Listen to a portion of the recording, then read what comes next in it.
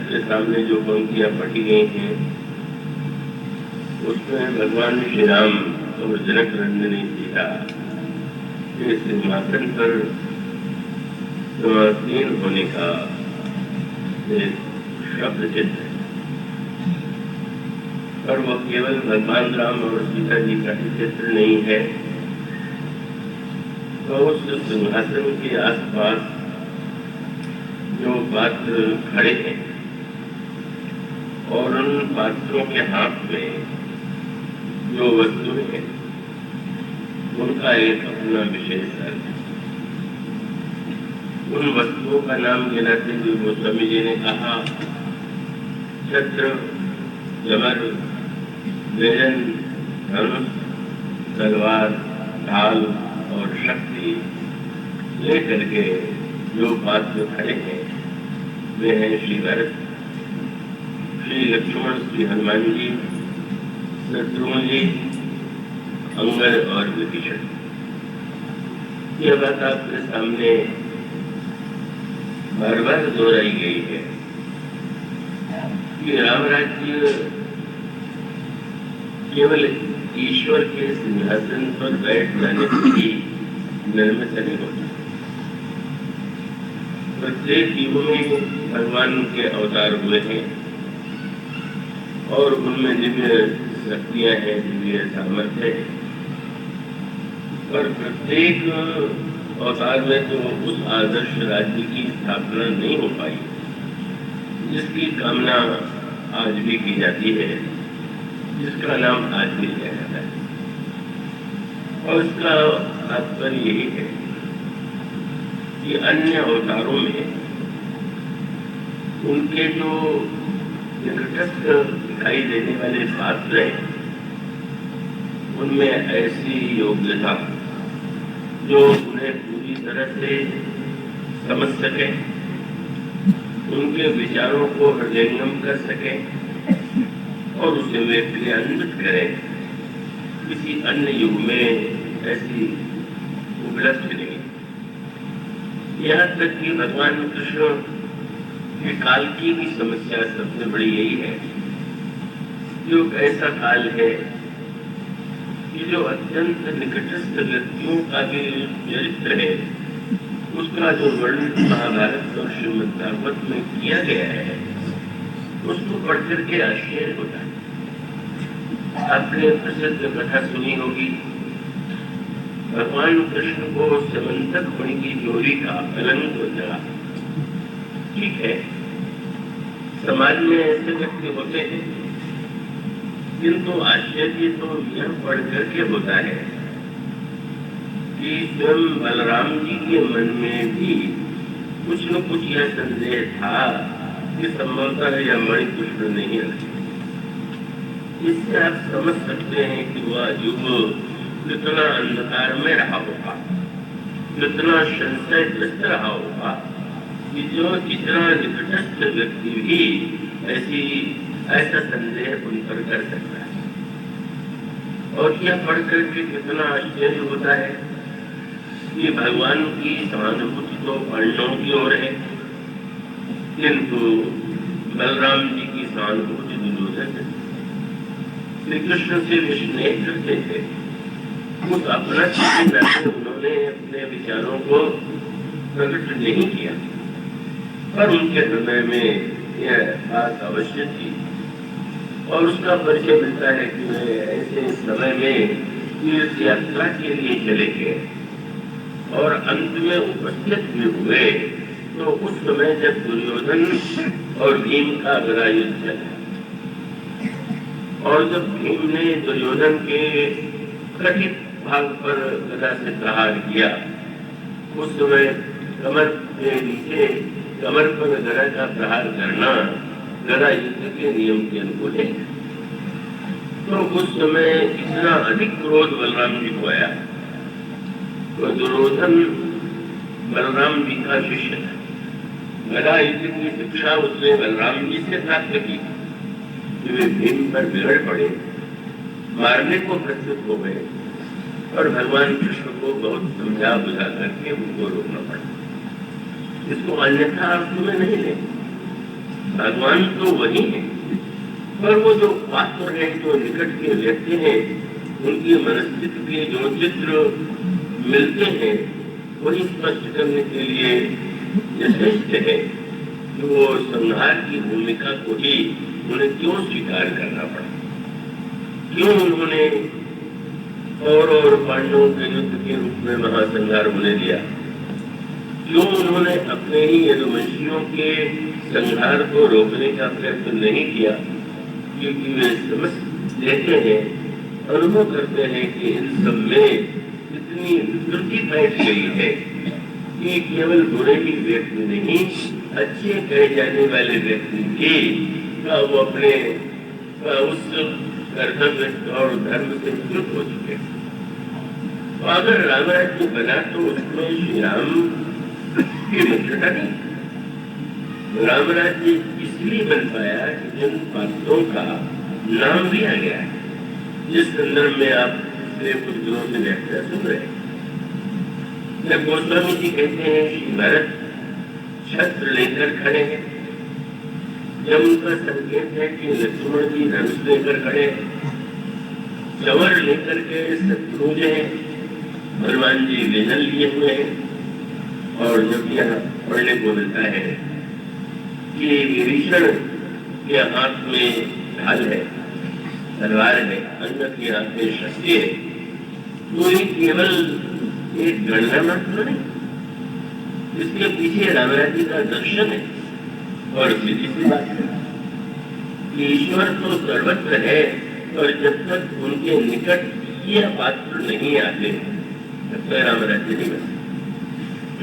और इस संदर्भ में श्री भरत और शत्रुघ्न जी, और कल जो प्रसंग चल रहा था हनुमान जी के चरित्र को लेकर के, आइए संक्षेप में उस पर एक दृष्टि डालने की चेष्टा करें।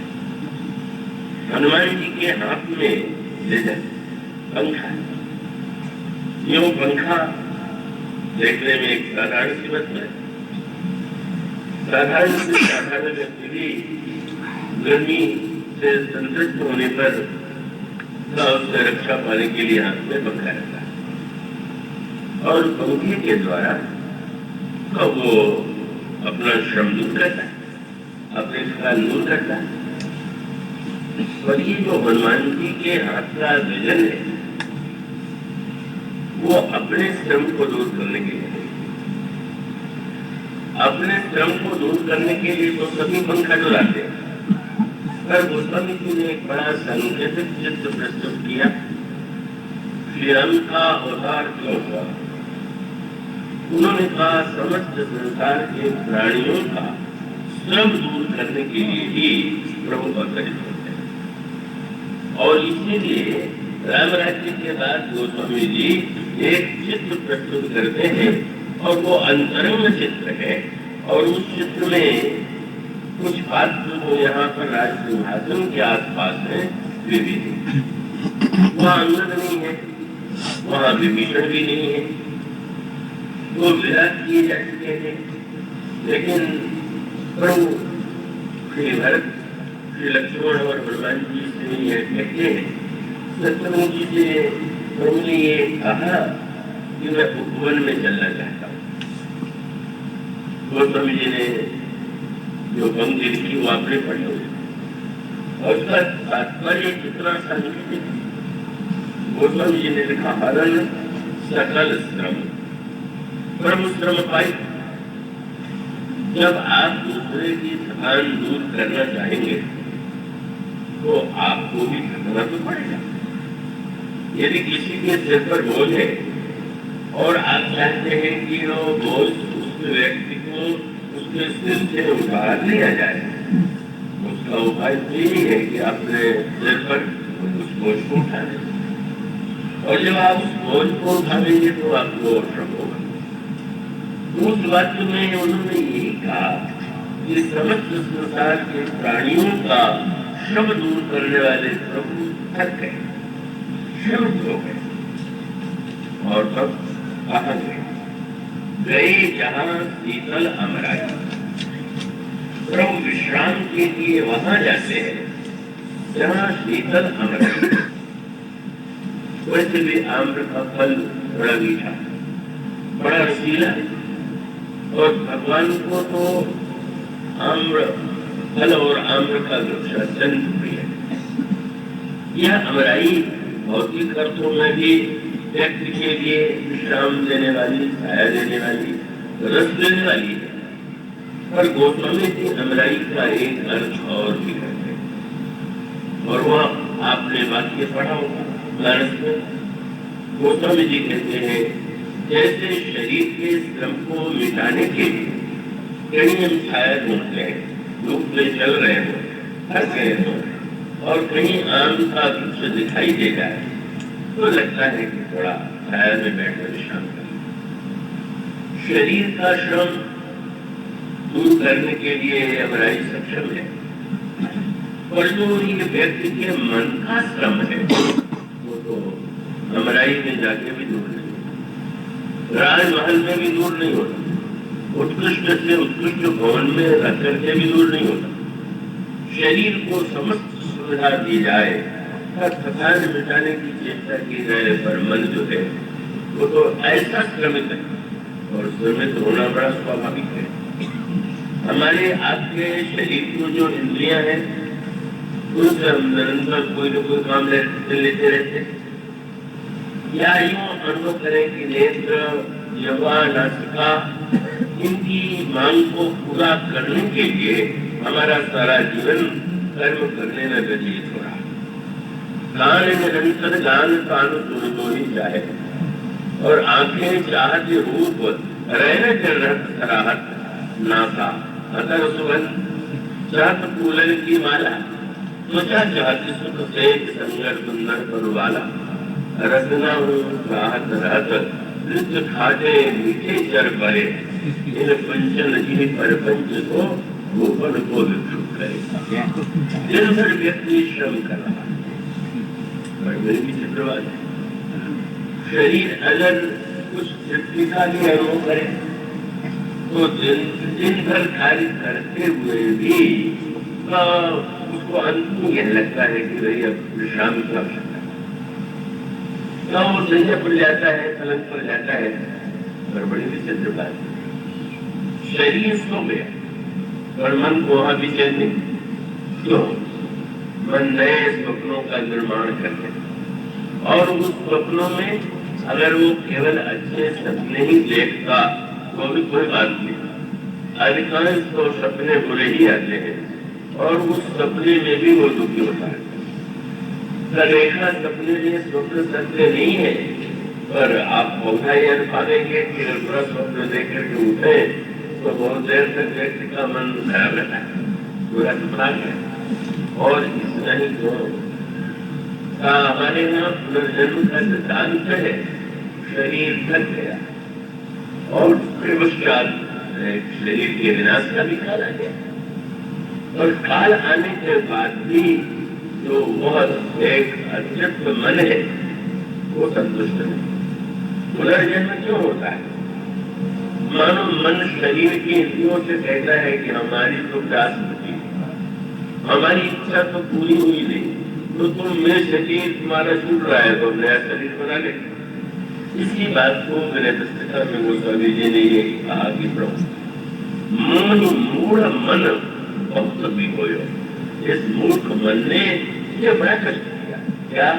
प्रिया के लिए सुनहु करुणा निधि, मैं जग जन्मी जन्मी दुख, अनगिनत जन्मों से इस मन की इच्छा पूरी करने की चेष्टा की जा रही है, पर मन है कि उसको चैन नहीं, मन है कि उसको तृप्ति नहीं, मन है कि उसको विश्राम नहीं। अब शरीर के साथ मन को भी विश्राम देने ये परमावश्यक है, और मन को विश्राम देने के लिए कहाँ जाना चाहिए? आप जहाँ आए हो, और उस स्थान क्या है? वो स्वामी का संत सभा 34वीं अमराई, जहाँ सत्संग हो रहा है, यही वस्तुतः अमराई है। इस अमराई में सत्संग में जाकर के ही मन को विश्राम मिल सकता है। कई लोग तो यहाँ तक कहते हैं कि कथा में नींद इसीलिए आती है मुझे, वही आगे विश्राम मिलता है। ये तो शरीर के विश्राम वाली बात हो गई, मन के विश्राम के लिए सोना नहीं, सोना आवश्यक है। तो आप लोग व्याख्या को सोने से न जोड़ लीजिएगा। तो उसका अभिप्राय यह है कि सचमुच अमराई में प्रभु गए, मानो प्रभु कहते हैं कि संसार के भक्तों का और लोक कल्याण के लिए जब मैं मर्यादा का पालन करता हूँ, संघर्ष करता हूँ, सेवा करता हूँ, तो मैं भी जब थक जाता हूँ तो जहाँ संत सभा होती है अमराई में जाके ही मुझे विश्राम मिलता है। जैसे मुस्वामी ने कहा, अरन सकल श्रम प्रभु श्रम पाई गए जहाँ शीतल अमराई। बड़ा अनोखा स्थान है, सिंहासन नहीं है यहाँ पर, शैया नहीं है, कोई और कुछ नहीं है, प्रभु कहाँ बैठे। एक शब्द गोस्वामी जी का चुनाव, भरत दीन निज बसन डसाई। भरत जी ने जो आप अपना पीत रंग का वस्त्र ओढ़े हुए थे उसी को प्रभु के बैठने के लिए बिछा दिया। ये कौन है? ये जिस वस्त्र पर, भरत के वस्त्र पर प्रभु आसन ग्रहण करते हैं, ये बहुत रहस्यमय सत्य है। आप उत्तरकांड में, बाल कांड में पढ़ते हैं कि जो सज्जनों का चरित्र है वो वस्त्र है और उसका कार्य क्या है? साधु चरित्र शुभ सरित्र कपासु निरस विशद गुणमय फल जाते। संत का चरित्र और जीवन तो मानो कपास की तरह, कपास जैसे औठा जाता है, जैसे धागे के रूप में परिणत किया जाता है, और जब उसे व्यक्ति पहन लेता है तो उसके शरीर का दोष कमी छिप जाती है। इसी प्रकार से संत जो है वो उनका जो चरित्र है वह दूसरों को ढकने के लिए। और रामायण में सबसे बड़े साधु कौन है? रामायण में सर्वश्रेष्ठ स्थान जो है यो तो संत और साधु समानार्थी है, और संत से भी जिसे उच्च स्थान दिया गया वह साधु। इसलिए वो शब्द, साधु शब्द जो है वो श्री भरत के लिए, संत अनेक है पर साधु कौन है? तो एक वाक्य आता है जो भरद्वाज जी ने भी कहा, सात भरत तुम सबविद साधु, वस्तुतः भरत तो तुम साक्षात साधु। और भगवान श्री राम ने जब सुना कि श्री भरत आ रहे हैं, सेना लेकर के आ रहे हैं, समझ गए उनके उद्देश्य को, समझ लिया उन्होंने, मुझे लौटाने का संकल्प लेकर आ रहे हैं। श्री भरत ने कभी मुझसे कुछ मांगा ही नहीं, और आज लौटने के लिए कहेंगे तो मैं किस मुंह से नहीं कर पाऊंगा। मानो भारत का वो जो स्नेह, भरत की जो स्नेह सरिता है उसमें प्रभु करें। तो लेकिन नदी में डूबने वाला व्यक्ति सोचता है कि कहीं ऐसा भूमि मिल जाए जहाँ पैर को रख, जहाँ इतना जल है कि पैर जो जमीन को स्पर्श नहीं कर रहा है तो डूबने का डर। और अगर ऐसे स्थान पर वो डूबते डूबते पहुंच जाए जहाँ पर वो पैर रखे वो जमीन पर हो जाए, तो भगवान राम जब डूबने लगे भरत के प्रेम पर, प्रेम से नहीं, भरत के प्रेम को अस्वीकार करना मेरे लिए संभव नहीं, पर उनको तुरंत जमीन मिल गई, भूमि मिल गई। कौन सी मिल गई? वो सभी ने कहा, प्रभु भरत स्वभाव समुझ मन माही, प्रभु चित्त पावत बना। डूब रहे हैं, क्या मैं करूं? इतनी कठिनाई से जिस धर्म और मर्यादा का मैंने पालन किया है, आज तो वो समाप्त होने जा रहा है। अगर भरत कहेंगे तो मुझे लौटना पड़ेगा। और अचानक प्रभु को एक सहारा मिला, और सहारा किससे मिला? वो भी भरत से। भरत में ही डूब रहे थे, भरत के सहारे से ही उबर गए। भरत का सहारा क्या मिला? बोले समाधान। तब यह जाने, अरे मैं व्यर्थ चिंता कर रहा हूँ। क्यों? बोले भरत रहे, भरत आज्ञाकारी है, आज भी वो आज्ञा नहीं दे। और दूसरा बात ये साधु, भरत कहे मह साधु गया। और साधु का तो लक्षण ये है कि जो दूसरों का कार्य सिद्ध करता है, कभी जिसके द्वारा दूसरे का कार्य नहीं बिगड़ता, तो मेरा भाई भरत तो साधु है, मैं क्यों चिंता करूं? तो मानो प्रभु हमराई, मानो संत सभा में भारत के लोढ़े हुए वस्त्र पर बैठ गए, मानो साधु चरित्र जो है वही उनका आचरण। और तब अब वहां तो बिल्कुल गिने चुने पात्र है, श्री भरत ने तो वस्त्र बिछा दिया।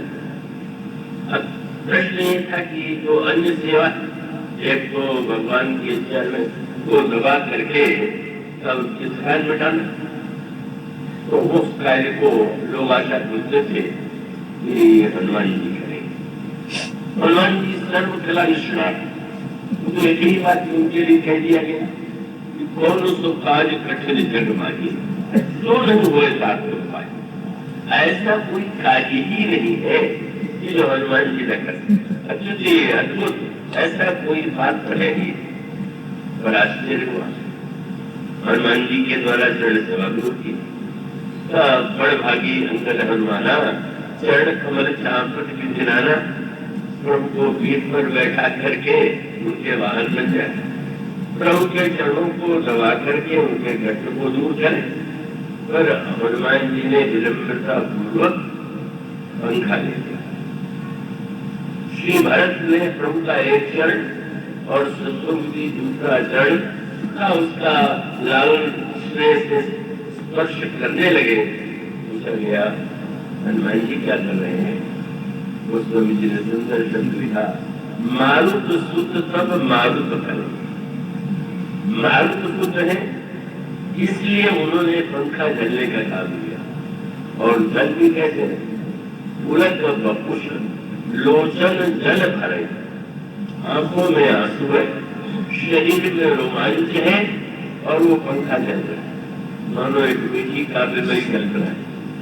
अब आजकल तो बहुत से साधन है वायु को शीतल करने के, पर अभी अब गाँव के व्यक्ति के पास साधन नहीं होता है तो पंखा ही नहीं जुड़ा, तो पंखे को गीला कर देते हैं, जिससे वायु में तो गर्मी है, तो पंखा गीला हो गया तो उसमें संस्कृत सेवा भी शीतल मिलेगी। गोस्वामी जी ने कहा, हनुमान जी जो पंखा जल रहे हैं तो उसके लिए शीतल करने का कौन सा जल है? तो उनके आंखों का जो प्रेमास्त्र है वही वो जल। और जिस समय उनके शरीर में रोमांच होकर के वो पंखा जलते हैं तो पुलक बपुष लोचन जल भरे, एक अद्भुत दृश्य है। श्री हनुमान जी ने इस अवसर पर पंखे की सेवा ही क्यों किया? यही उनकी सेवा की सूझ है और सेवा के प्रति उनका समर्पण है। उनको यह लगा, अगर मैं चरण की सेवा लूं तो मेरा सौभाग्य है, और कोई सेवा लूं तो सौभाग्य है, लेकिन पंखे की सेवा में एक और विशेष आनंद है। क्या? मैं चरण की सेवा करूंगा तो केवल प्रभु की थकान दूर हो, और पंखे की सेवा करूंगा तो प्रभु के साथ जो बैठे हुए भक्त है उनकी थकान भी होगी। मानो वो केवल प्रभु की ही सेवा नहीं करते, वो जब वो पंखा डुलाते हैं तो भरत जी को भी, लक्ष्मण जी को भी, शत्रुघ्न जी को भी भगवान श्री राम तो नहीं है। हनुमान जी का जो व्यक्तित्व है अब वो ऐसा दिव्य समर्पित सेवा भावना से वो तत्रोत है, और उसके साथ साथ जो संकल्प चल रहा था, जैसे शरीर के लिए वायु की कितनी आवश्यकता है, वायु के थोड़ी से अभाव में कितनी बेचैनी होती है, इसी प्रकार से वो जो आंतरिक आदर्श राम राज्य का है उसमें भी प्राण के लिए, प्राण के रूप अगर कोई है, प्राण को जीवन दान देने वाले, प्राण की समस्याओं का समाधान करने वाले, तो कौन? नंदन हनुमान। पंचप्राण है, उसका नाम कल आपके सामने गिराया गया था। प्राण समान अपान ज्ञान और काल। तो रामायण के जो 5 पात्र हैं वो मानो पंच प्राण है। और उन पंच प्राणों में जब विकृति आई, संकट आया या मृत्यु की समस्या आई तो हनुमान जी ने उसका समाधान किया। मैं शक करता हूं कि आप मनोरंजन की आशा लेकर मुझसे नहीं आए होंगे, थोड़ा सा एकाग्र होकर के समझने की चेष्टा करें। तो हनुमान जी ने सबसे पहले सुग्रीव के रूप में जो अपान प्राण है, सुग्रीव की भूमिका अगर यूं देखे तो बड़ी विचित्र सी लगती, बड़ी अटपटी लगती। तो ऐसा लगता है कि सुग्रीव तो एक भगोड़े पात्र है, जिसको आज की भाषा में पलायनबाजी कहते हैं। वो सुग्रीव जो है वैसे देखें तो उनके चरित्र में यह भी दिखाई देता है कि अगर रावण जनक नंदनी सीता का हरण करके ले जा रहा है और वो पर्वत के शिखर पर देखते हैं तो भी उनको ये प्रेरणा नहीं प्राप्त होती कि वो चुनौती दे। बूढ़े वीर ने चुनौती दिया तो सुग्रीव ने चुनौती नहीं दिया। तो यूं अगर देखे तो उनमें वीरता का भाव है, किंतु भगवान राम ने उन्हें असाधारण महत्व दिया। और असाधारण महत्व देने का अभिप्राय यह है कि जैसे पूर्व प्राण का महत्व है, इसी प्रकार से अलग प्राण उतना उच्च न हो तो भी उसका महत्व है। और महत्व क्या है? जिस समय सुग्रीव के चरित्र को पढ़े, प्रभु आ रहे हैं, सुग्रीव को लगा कि बाले ने मुझे मारने के लिए शायद इन दोनों राज्य वालों को भेजा है, पर इतनी विशेषता सुग्रीव की माननी पड़ेगी कि अन्य चाहे जितने दोष हो और संत पर उनका विश्वास। और ये बहुत बड़ी बात। उन्होंने हनुमान जी से कहा कि मुझे तो लग रहा है, पर मैं अपनी आंखों पर भरोसा नहीं कर, आप देख करके बता दीजिए। और यह भी कह दिया कि देखने के बाद यहाँ आने की आवश्यकता नहीं, वहीं से इशारा कर दीजिए। इशारा कर दीजिए। अगर अच्छा मान लीजिए मैंने इशारा कर दिया, संकेत कर दिया कि बाल के भेजे हुए आए हुए तो आप क्या करेंगे? भाई मेरे पास तो एक कला क्या बोले, पठे बाल हो मन महिला भागो तुरंत जो यहाँ से भाग जाऊंगा। बेचारे जीवन पर सदा भागते हैं। मायावी के डर के मारे गुफा से भागे, बाल के डर के मारे घर से भागे, और अब तो भगवान राम के डर के मारे भी भागने की योजना है। तो दुर्बल चरित्र लगता है। और दुर्बल चरित्र को प्रभु ने बड़ा महत्व दिया। लक्ष्मण जी को तो आश्चर्य होता था कि सुग्रीव को प्रभु ने प्रधानमंत्री बना दिया, अपना मित्र बना लिया। और मुस्कुराहट लक्ष्मण जी के होठों पर तब आई जब प्रभु ने सुग्रीव को लड़ने के लिए भेजा। इधर जाकर के बाली को चुनौती दो तो चले तो गए। निश्चिंत के पीछे सुरक्षा करने वाले ही है, गर्जने में क्यों कमी की जाए। बाली निकल करके आया और बहुत युद्ध नहीं हुआ, मुष्ट प्रहार एक मुक्का कत्ल जो मारा, ऐसे बेचारे भागे। तब सुग्रीव विकल हो ही भागा। जब विकल होकर के भागे तो लक्ष्मण जी ने हंस करके कहा, प्रधानमंत्री बना लीजिए, मित्र बना लीजिए, पर भगोड़ा पर तो नहीं छूटा। अब भी भागी रहा। पर प्रभु ने कहा, लक्ष्मण तुमने ध्यान नहीं दिया, भागने भागने में भी अंतर होता है। पहले मायावी राक्षस के डर से भागा, बाद में राक्षस से डर करके भागा तो घर में छिपा, और बड़े भाई से डरा मृत्यु से तो ऋषिमुख पर्वत पर छिपा।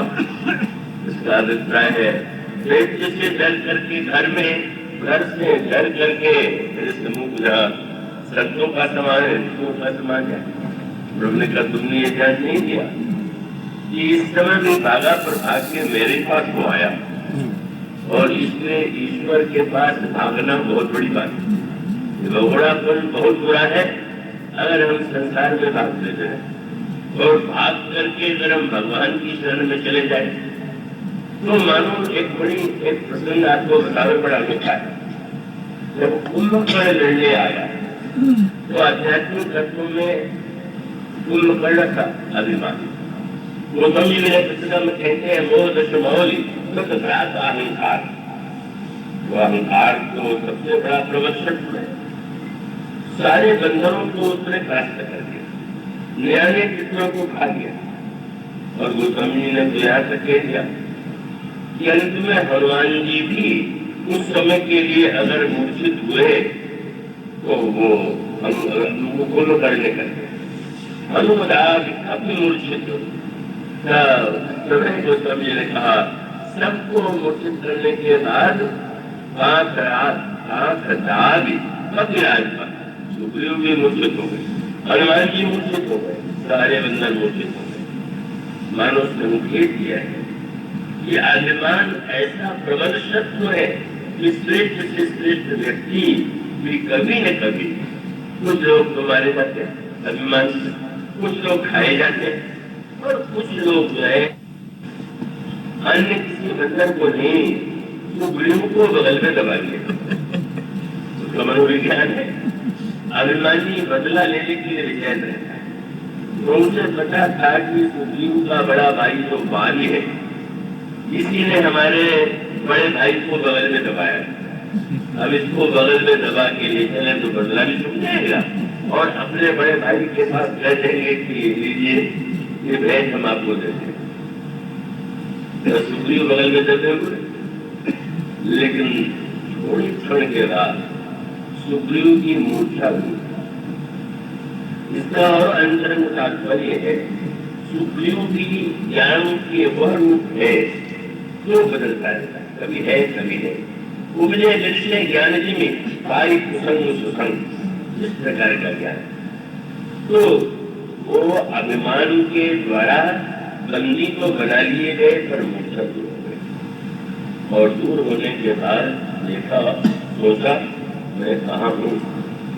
जो निम्न चरित्र के व्यक्ति होते हैं उनको यह तो ध्यान ही नहीं आता जब है कहाँ, हम कहाँ बैठे। पर सुग्रीव को लगा मैं कहाँ हूँ, अरे मैं अभिमान के द्वारा बंदी बना लिया गया। मेरा स्थान तो प्रभु के चरणों में होना चाहिए था, मैं कुंभकर्ण के बगल में दबा हुआ हूँ। ये तो बड़े दिमाग की चीज थे, पर उन्होंने समझ लिया कि अब इससे तो लड़के कभी मैं जीतूंगा नहीं, लड़ूं तो भी समस्या। और अगर ये लेकर के मुझे लंका में चला गया तब तो फिर मैं लंका के कारागार में डाल दिया जाऊंगा। तो बड़ी बुद्धिमत्ता था उन्होंने बदले। गोस्वामी ने शब्द लिखा सुग्रीवों पर मूर्छा बीती और निमुख गए। थोड़ा सा अपने को समेट, अभिमानी अपने को फैलाना जानता है, समेटना नहीं जानता, निमुखना नहीं जानता। ये जो निमुखना ही करा है, ये शब्द जो अवधि का निमुख जाना, तो हनुमान जी के गोस्वामी जी ने कहा सुग्रीवों कर मूर्छा बीती तो निमुख गए। निमुख कैसे गए? मरे के समान बन। कितना सुंदर सूत्र है। जब तक जीवित होने का अभिमान है तब तक प्रशंसा निंदा का बड़ा महत्व है। प्रशंसा हो तो भूल जाए, निंदा हो जाए तो बल पड़े। पर मुर्दे का चाहे अभिनंदन कीजिए, चाहे गाली दीजिए, उसके लिए तुरंत कर दीजिए। तुरंत मुर्दे की तरह बन गए। और जो बन गए तो अब उसको लगा कि तो सबसे मर गया, और उसने सोचा कि अब इसको लेकर के चलना बिल्कुल ठीक नहीं। लोग कहेंगे तो मुर्दा होगा, मैं इतना बड़ा व्यक्ति करूंगा, उसने अपना हटाओ इस मुर्दे को छोड़ो। वो तो हाथ उठा दिया, सुग्रीव नीचे गिरे। अब सोचने लगे मैं तो मार नहीं पाऊंगा, अभिमान को बड़ा से बड़ा महापुरुष भी नहीं मार सकता। अन्य अवगुणों को व्यक्ति मार सकता है, अभिमान को केवल ईश्वर ही मार सकता है।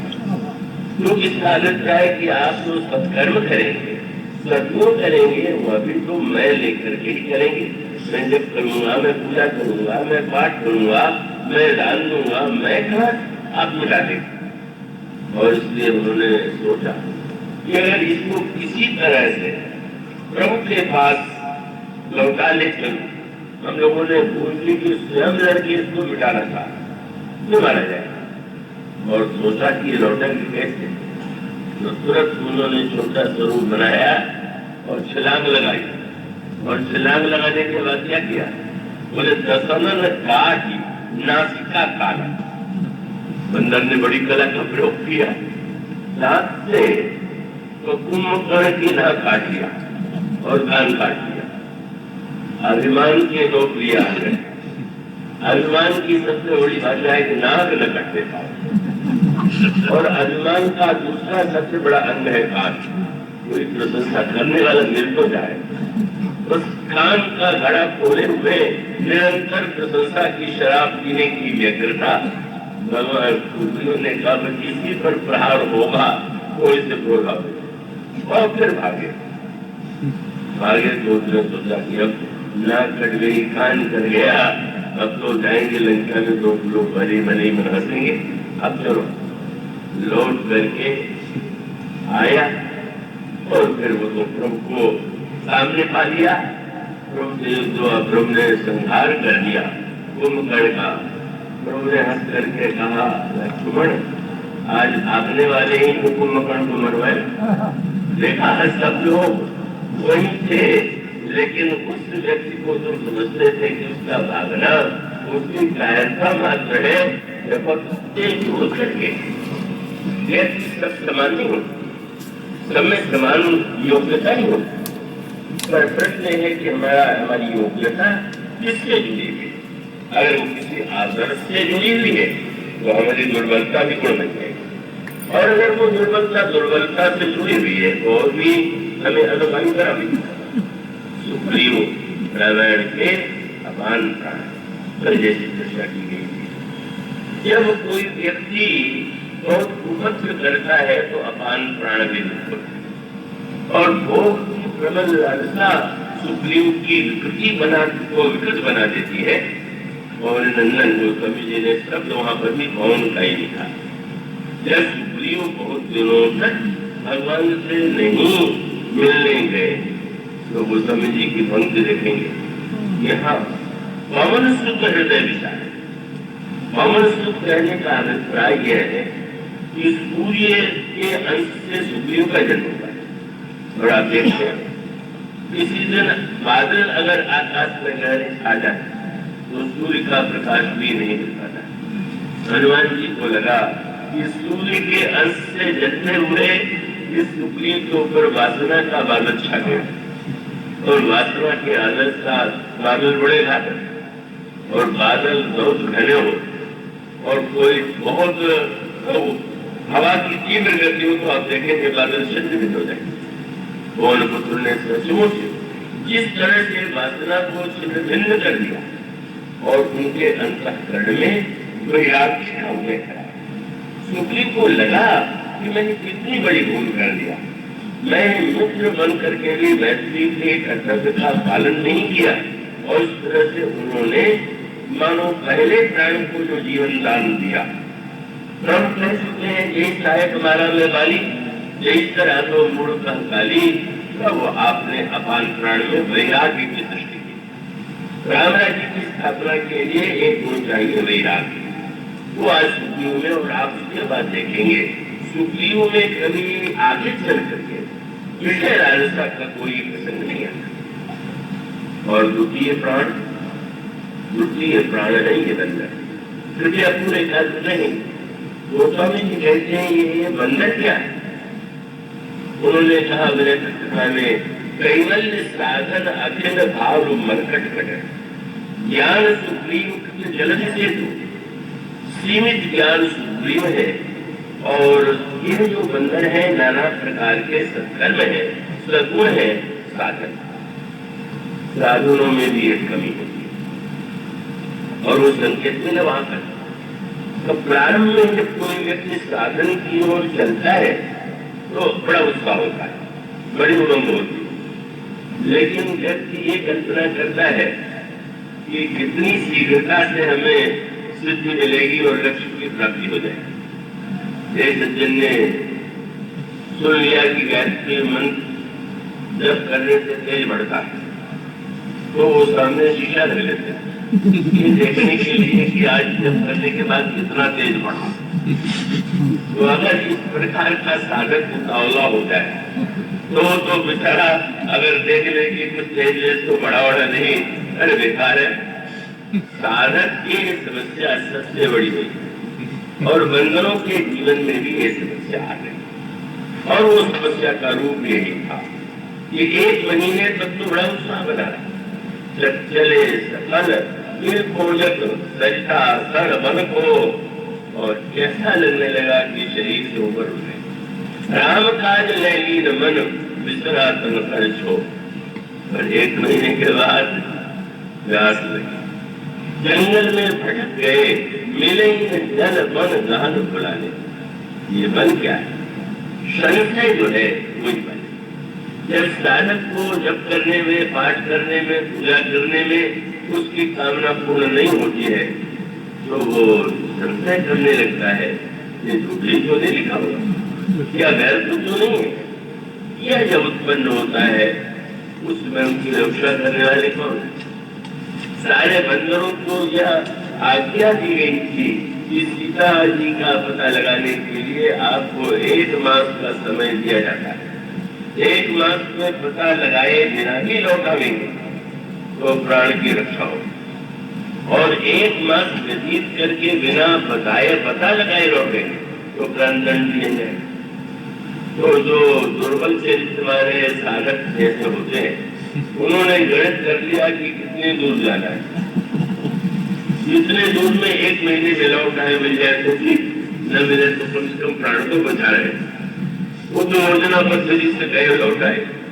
ये इधर वाले तो धनी उत्साही थे, वो 1 महीने का समय तो भूल गए, और जब 1 महीना व्यतीत हो गया, श्वास के मारे प्राण जाने लगे तब भयानक लगा। अब गणित क्या करें?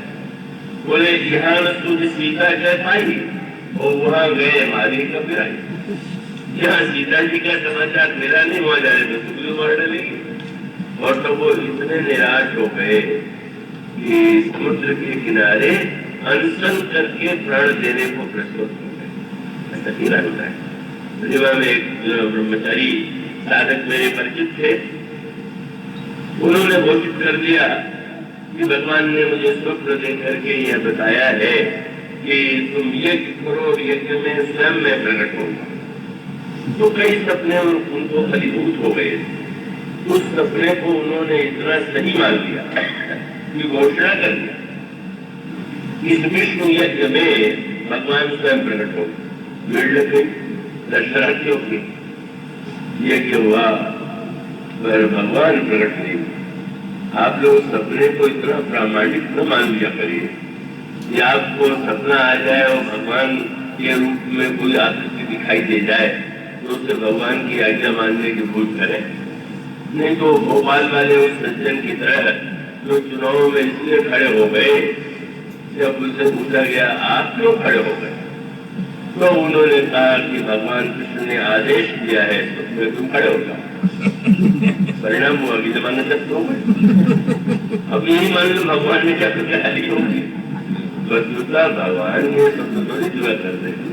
ये भगवान के मन में, आपके मन में जो अपनी कल्पनाएं होती हैं, कभी कभी भगवान के रूप में दिखाई देती है। तो कल्पना जो है वो कोई अनुभव नहीं है, कोई वो प्रमाण नहीं है। तो अब ऐसी स्थिति में स्वाभाविक है जब व्यक्ति, उन्होंने जब देखा कि ये तो भगवान प्रकट नहीं है, लोग मेरी निंदा करेंगे, लोग मेरी हंसी उड़ाएंगे, तो उन्होंने अपनी कुटिया में आग लगा लिया कि भक्तों जल के मर जाएंगे।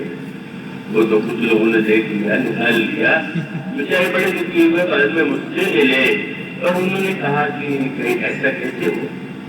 तो मैंने ये कहा कि आपने मन के खेल को भगवान का आदेश मान लिया, इससे आपको कष्ट हुआ और उस कष्ट को आपने इतना विचारित कर दिया कि आपको लगा कि अब इससे अच्छी बच गए। जिन बंदरों को लगने लगा कि लौट के क्या हम ही मारे जाए, तो चलो अनशन करके प्राण दे दे। और बैठ तो गए अनशन पर, और प्राण देना क्या सरल है क्या? अनशन पर बैठ जाने के बाद भी जब वो बैठ गए तो संपाति ने जो सुना कि इतने बंदर प्राण देने वाले हैं, तो पुकार कहा, वाह ब्रह्मा, बहुत दिन से भूखे थे, इतने बंदर मरेंगे तो बहुत दिन के लिए भोजन हो जाए। और फिर इतना डर के मारे कांपने लगे, अरे अनशन करके प्राण देने वाले हो तो इतना डर क्यों? बोले वे मरने के बाद हमारे शरीर को गिर खाए, लोग चाहते हैं कि लोग मरने के बाद भी मेरे शरीर का ऐसा सम्मान होना चाहिए जो लोगों को लगे कि हाँ ये व्यक्ति श्रेष्ठ है। अरे फिर अंत में वो लंबी कथा है, अंत में ही आता है कि संपाति ने जिससे वे डरे थे, हनुमान जी ने पहले स्वयं प्रभा की गुफा में बंदरों को ले जा करके उनको जलपान करा करके उनकी प्यास दूर की। और बाद में संपाति ने जब अंगद ने ये कहा कि धन्य जटायु सम कोई नहीं, जटायु धन्य है जिन्होंने श्री राम के लिए अपने शरीर का परित्याग कर दिया।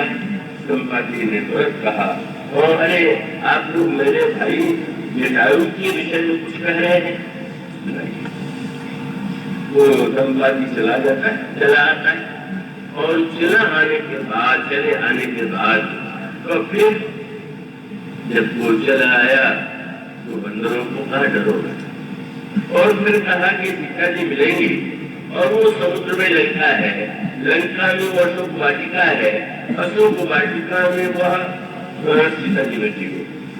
अब दिखाई तो दे नहीं रहा कुछ, मानो संत की वाणी पर कभी विश्वास नहीं हो, और वो असली संत हो, नकली संतों पर विश्वास मत कर दिया करिए, उनकी संख्या बहुत होती। और उस समय जब संपाति ने यह कह दिया कि देखा तो उसने भी कह दिया, जो लांघई सच जोजन सागर करई सो राम काज मही आकर।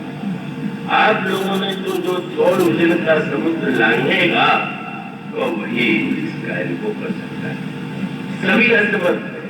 और तब यह साधनों के जीवन में जिस नैराश्य का उदय हुआ, इसको अभी कौन नंदन ने ही दूर किया। हनुमान जी ने कह दिया कि आप लोग समुद्र के किनारे कंदमूल में जो मिल जाए उसको खा करके आप रहें, और उसके पश्चात आप विश्वास कीजिए कोई है काज नहीं कर सकेगी। मुझे विश्वास है कि मैं जनक नंदिनी सीता जी के पास पहुंच जाऊंगा, और इस विश्वास के द्वारा उत्साहित करते हुए प्रतीक्षा करो, स्वयं नहीं तो प्रतीक्षा तो करो। और सचमुच हनुमान जी जब सीता जी का समाचार लेकर के लौटते हैं, और बंदरों ने हनुमान जी को दूर से देखा, वो प्रसन्न तन तेज विराजा, घेरे से रामचंद्र कर खाजा, मिले सकल अति भरे सुखारी, करकत मीन पाओज में वारी। और उसके पश्चात जब सुग्रीव जब पहुंचे हनुमान जी के साथ बंदर चले, तो अभी राज्यपाल महोदय ने अंगद ने हनुमान जी से कहा कि हम लोग जा तो नहीं पाए, पर आप कथा तो सुना ही सकते, आप पूरी कथा सुना दीजिए कि कैसे कैसे क्या हुआ। हनुमान जी ने पूरा सुना, मुझे तो कहत नवल इतिहास। जब पहुंचे सुग्रीव के बाग के पास, बहुत बढ़िया फलों से लगा हुआ, जिस बाग में सुग्रीव की आज्ञा के बिना कोई जा नहीं सकता, फल खा नहीं सकता। अंगद ने कहा चलो इस बाग में खूब खाओ फल। महाराज ये तो सुग्रीव जी का बाग है। अंगद ने खाली कथा नहीं सुनी, हनुमान जी ने जब रावण के बाग का फल खा लिया तो क्या हम लोग सुग्रीव के बाग का फल नहीं खाते? क्या हनुमान जी ने रावण को खाया था? नहीं। और सब बंदरों से कहा अंगद सम्मत मधुफल खाए, रखवाले तो रखवाले ही है, मारने दौड़े, आज्ञा पत्र लेके आए हो। जब वो लिया तो अंगद ने कहा चलाओ मुक्के, पूरे कथा का लाभ यही है, हनुमान जी ने मुक्के सही तो खबर लिया तो मुझसे सहार तरफ सब भागे, और जारी पुकारे थे सब गए और सुग्रीव से कहा, अंगद ने दाग उजड़वा दिया। हनुमान जी का नाम नहीं लिया, नामवंत नलिन का नहीं लिया, सुग्रीव और अंगद में थोड़ा सा दूरी थी। तो झगड़ा बढ़ाने के लिए बोले बन उजाड़ जोड़ा, बड़े प्रसन्न हो गए, बोले बाग उजड़ गया। बस रावण और सुग्रीव में अंतर ही। रावण बाग उजड़ने की बात सुन करके क्रोध भर गया और सुग्रीव बाग उजड़ने की बात सुन करके सुन सुग्रीव हरस मन कर आए प्रभु काज, जो न होत सीता सुधि पाई, मधुबन के फल कहीं को खाई। बिना सीता जी का पता लगाए मधुबन का फल नहीं खा सकते, उनका स्वागत करो आगे। और उसके पश्चात सुग्रीव जी सबको लेकर के प्रभु के पास गए। प्रभु धन्यवाद देने लगे बंदरों को, आप लोगों ने बड़ा बड़ा कार्य किया। हनुमान जी ने कहा, महाराज ये कार्य हम लोगों ने नहीं किया, नाम कार्य किए ने हनुमान, और महाराज आपके ही पास नहीं राखे सकल कबीर के प्राण, हम लोगों के प्राण की भी रक्षा किया, जनक नंदिनी को संदेश सुना करके उनके प्राण की रक्षा की। प्रभु उनको हृदय से लगा लेते हैं, मानो अगर विषय से लालसा से ईश्वर से दूर हो गया है तो उसको वैराग्य देते हैं। अगर साधक में नैराश्य आ गया है तो उसको उत्साहित करते हैं, स्वयं प्रत्यक्ष अपने चरित्र का दर्शन कराते हैं। और अंगद को तो कथा सुन के इतना लाभ हुआ कि जब रावण की सभा में उन्होंने पैर रोक दिया और ये कह दिया कि अगर मेरा चरण कोई हटा देगा तो मैं सीता जी को हारता हूं, तो नहीं हारना था, लौट करके आए। और बंदरों ने कहा कि ये प्रतिज्ञा आपने क्या करके दुस्साहस नहीं किया, आपने कैसे कह दिया कि अगर मैं जो मम चरण सकृत डाली फिर ही राम सीता में हारी। उस समय हनुमान अंगद ने कहा मैं ऐसा बिल्कुल न करूंगा। मैं हनुमान जी से कथा सुन रहा था और हनुमान जी ने कथा सुनाते हुए जब यह बताया कि रावण के सभा में मैंने रावण से कहा कि रामचरण पंकज पुर धरहु तो लंका अचल राज्य दो करो, भगवान के चरण को हृदय में धारण करो, लंका का पद अचल हो जाएगा। तो मैंने सोचा कि हनुमान जी ऐसा भक्त और संत जब रावण से कहता है कि प्रभु के चरण का धारण करने से लंका का पद अचल हो जाएगा, तो मैंने क्या सोचा, मैंने सोचा कि मैं प्रभु का स्मरण करूंगा तो फिर मेरा पद अचल नहीं होगा। मैंने तो संत हनुमान की वाणी पर विश्वास करके किया। मानो हनुमान जी जिसमें जो कमी है सबके प्राणों की रक्षा करते हैं। जनक नंदन सीता जो केंद्र की प्राण है, लक्ष्मण जी और भरत जी जो रामायण के महानतम प्राण हैं, इन समस्त प्राणों की रक्षा करने वाले पवन नंदन हनुमान है। और वो गजन लेकर के मानो सबको आदर्श के प्राण का वैराग्य देकर, विश्वास देकर के, उत्साह देकर के, प्रेम देकर के, भक्त के माध्यम से जीवन दान देते हैं। इसलिए विजन हनुमान जी का ध्यान, इसके बाद की चर्चा कल होगी, आज इतना ही होगी।